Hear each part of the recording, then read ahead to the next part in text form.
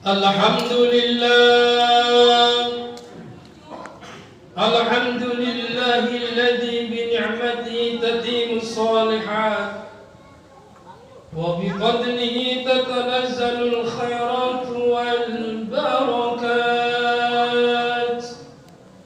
wa bitawfiqihi tahaqqaqul maqasid wal ghayat. Asyhadu an la ilaha illallah wahdahu la syarika lah wa asyhadu anna sayyidana wa nabiyyana Muhammadan abduhu wa rasuluh. Allahumma salli wa sallim wa barik ala sayyidina Muhammadin wa ala alihi wa ashabihi al-mujahidin al-tahirin. Amma ba'd, faya ayyuhal hadirun usikum wa iyaya bitaqwallahi faqad fazal muttaqun. Qala ta'ala ya ayyuhalladzina amanu taqullaha haqqa tuqatih wa la tamutunna illa wa antum muslimun. Ma'asyiral muslimin wa zumratal mu'minin rahimakumullah. Mengawali khutbah pada siang yang mulia ini, khatib berwasiat khususnya untuk pribadi khatib dan umumnya untuk para jamaah. Marilah kita senantiasa kita meningkatkan ketakwaan dan keimanan kita kepada Allah Subhanahu wa taala. Takwa dalam arti menjalankan segala perintah-perintah Allah, menjauhi larangan Allah Subhanahu wa taala. Pada kesempatan yang mulia ini, izinkanlah khatib menyampaikan sebuah khutbah dengan tema hati-hati istidraj, jebakan kenikmatan yang membinasakan dari Allah Subhanahu wa taala. Ma'asyiral muslimin wa zumratal mu'minin rahimakumullah. Layaknya orang tua yang memanjakan anak-anaknya, Allah Subhanahu wa taala jalla jalaluhu pun kerap memanjakan hambanya. Inilah yang dinamakan istidraj. As-Syekh Muhammad Al-Habsyi di dalam kitab tafsirnya, beliau menerangkan bahwa istidraj adalah pemanjaan agar lebih terjerumus kepada kehinaan. Mereka mengira melalui berbagai kenikmatan Allah sedang memberikan kemuliaan, padahal Allah Subhanahu wa taala sedang menghinakan perlahan-lahan dan bahkan membinasakan. Mereka selalu berbuat maksiat dan tidak beriman. Namun Allah Subhanahu wa taala jalla jalaluhu memberikan kemewahan kehidupan, Allah memberikan harta yang berlimpah mewah, padahal mereka tidak pernah bersedekah. Allah karuniakan rezeki berlimpah-limpah, padahal jarang sholat, tidak senang pada nasihat ulama, dan terus berbuat maksiat. Hidup dikagumi, dihormati, padahal akhlaknya bejat, diikuti, diteladani, dan diidolakan, padahal bangga mengumbar aurat dalam berpakaian. Sangat jarang diuji sakit, padahal dosa-dosa menggunung. Tidak pernah diberikan musibah, padahal gaya hidupnya sangat sombong, meremehkan sesama, angkuh dan berdebah. Allah memberikan anak-anak sehat, cerdas, padahal ia memberikan makan dari harta hasil yang haram, dari riba, dari penipu dan korupsi, hingga bahagia penuh canda tawa. Padahal banyak orang karena didoliminya, karirnya terus menanjak, padahal banyak orang yang diinjak-injak. Semakin tua, semakin makmur, padahal berkumbang dosa sepanjang umur.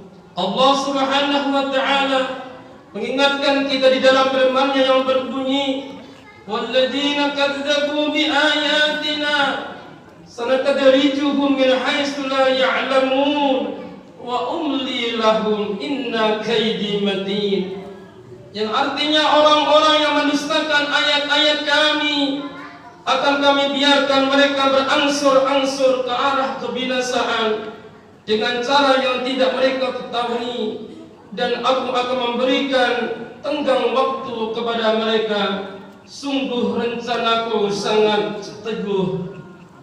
Ma'asyiral muslimin yang dirahmati Allah Subhanahu wa taala, istidraj berasal dari kata istaraja yastariju istirajan, yang berakar dari kata kalimah fi'il madhi darajah, yang secara bahasa berarti tangga, meningkat sedikit demi sedikit, tahap demi tahap, ataupun berlahan-lahan.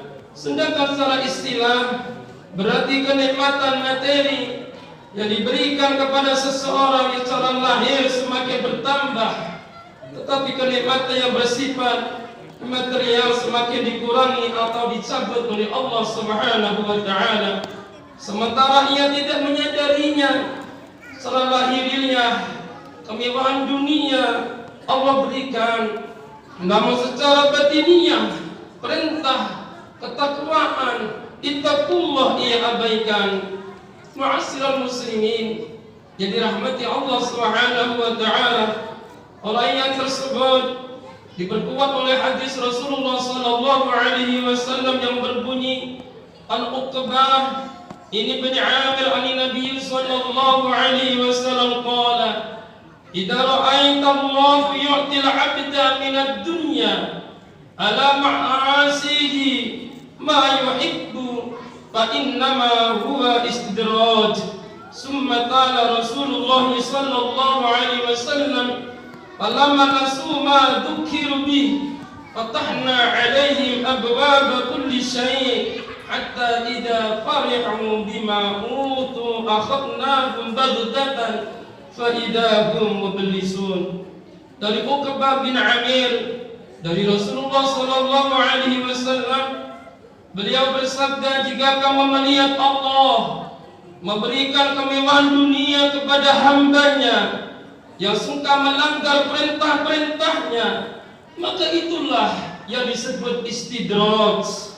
Kemudian bila membaca firman Allah Subhanahu wa taala surah Al-An'am ayat 44, maka tatkala mereka melupakan peringatan, tatkala mereka diberikan mereka rezeki kepada Allah Subhanahu wa taala, kami pun membukakan semua pintu-pintu kesenangan untuk mereka, sehingga apabila mereka menggembira dengan apa yang telah diberikan kepada mereka, kami siksa mereka dengan sekonyong-konyong. Maka ketika itu mereka terdiam, berputus asa dari rahmat Allah Subhanahu wa taala. Ma'asyiral muslimin yang dirahmati Allah Subhanahu wa taala, Buya Hamka dalam tafsir Al-Azhar jilid 3 beliau menjelaskan bahwa istidraj menurut Quran Al-An'am ayat 44 bermakna dikeluarkan dari garis lurus kebenaran tanpa disadari. Allah Subhanahu wa taala memperlakukan apa yang Ia kehendaki, dibukakan segala pintu kesenangan hingga orang tersebut lupa diri.